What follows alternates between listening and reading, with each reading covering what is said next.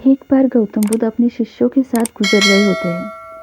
बहुत there one में चलने के बाद बुद्ध और उनके सभी शिष्य एक विशाल पेड़ के नीचे बैठ जाते हैं। उस पेड़ के नीचे एक अलग सी शांति थी। सभी लोग उस शांति को अनुभव कर रहे थे। कोई भी एक शब्द भी नहीं बोल रहा था। कुछ देर बीतने के बाद गौतम बुद्ध का एक शिष्य उठता है और बुद्ध से पूछता है, बुद्ध, मैं आपसे एक प्रश्न पूछना चाहता हूँ। बुद्ध कहते हैं, पूछो, क्या प्रश्न है तुम्हारा? शिष्य बुद्ध से कहता है, मैंने कभी भी आपको दुखी नहीं देखा। आपके चेहरे पर हर समय एक अलग ही मुस्कुराहट रहती है, हमें भीतर तक आनंद से भर देती है। आपके चेहरे पर अलग सी चमक है जो हमें दुख से कोसों दूर कर देती है। पर मैं यह जानना चाहता हूँ कि मेरे भिक्षु बनने से पहले मेरे जीवन में बहुत सारा दुख था, जिसके कारण मैं भिक्षु बन गया। पर मैं अभी तक नहीं जान पाया हूँ कि दुख है क्या। क्या आप मुझे बता सकते हैं कि वास्तव में दुख क्या है?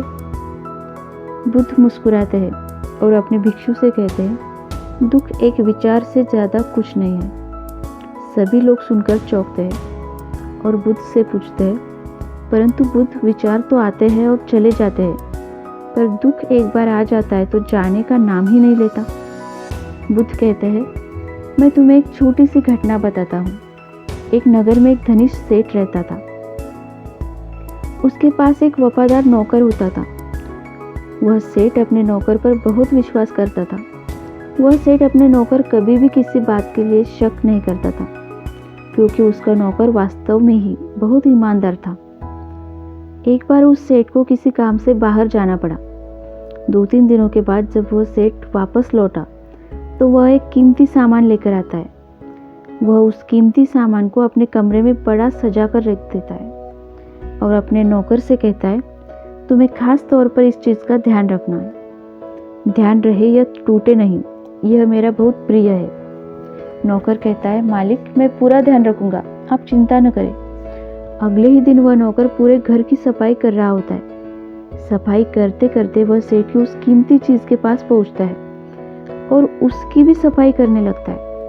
सफाई करते वक्त वह कीमती चीज़ उस नौकर के हाथ से फिसल जाती है और नीचे गिर जाती है। सेठ को यह बात पता चलती है और वह नौकर के पास आता है और नौकर को खूब डांटता धमकाता है, पर न तो वह उस नौकर को नौकरी से निकाल सकता है और न ही उसे पीट सकता है, क्योंकि वह उसका बहुत वफादार और पुराना नौकर था। इसलिए वह डांट धमका कर ही उसे छोड़ देता है। सेठ अपने उस कीमती चीज़ के बारे में सोच सोच कर बहुत दुखी हो जाता है। रात होती है और सेठ अपने कमरे में लेट जाता है। सेठ को नींद नहीं आ रही होती। वह बहुत बेचैन होता है। बेचैनी के कारण सेठ अपने कमरे से बाहर निकलता है और देखता है कि उसका नौकर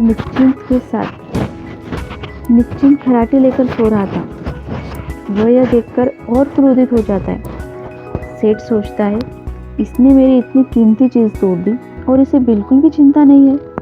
मुझे यहाँ नींद भी नहीं आ रही है और यह आराम से सो रहा है। सेठ अपने कमरे से वापस चला जाता है। अगले दिन सुबह सेठ सोचता है, मैं इस समस्या से कैसे निकलूं? फिर सेठ को एक तरकीब समझ आती है। वह अपने नौकर के पास जाता है और अपने नौकर से कहता है, मुझे बहुत दुख हो रहा है, यह बताते हुए कि वह जो कीमती चीज़ कल तुमने तोड़ी थी वह मैं तुम्हारे लिए लाया था। मैं चाहता था कि मैं उसे तुम्हें उपहार में दूं, परंतु अब क्या कर सकते हैं, अब तो वह टूट गई है। सेठ की बात सुनकर नौकर को धक्का लगा। नौकर सोचता है, अरे यह तो बहुत बड़ी गलती हो गई। वे इतनी कीमती और महंगी चीज़ मेरे लिए थी और वे मुझसे ही टूट गई। फिर क्या? उस नौकर के मन में बेचैनी पैदा हो जाती है, दुख पैदा हो जाता है। रात होती है और सेठ आराम से सोता है और वह नौकर बेचैन रहता है। उसे नींद नहीं आती, क्योंकि नींद क्यों नहीं आती? क्योंकि अब उस नौकर ने उस सेठ की उस कीमती चीज़ को अपने आप से जोड़ लिया, इसलिए वह दुखी हो रहा था।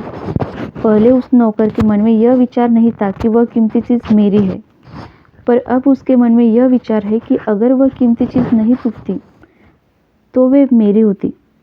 बुद्ध कहते हैं, दुख केवल एक विचार है और यह विचार कैसे उत्पन्न होता है, अपने आप को किसी चीज़ से जोड़ने से।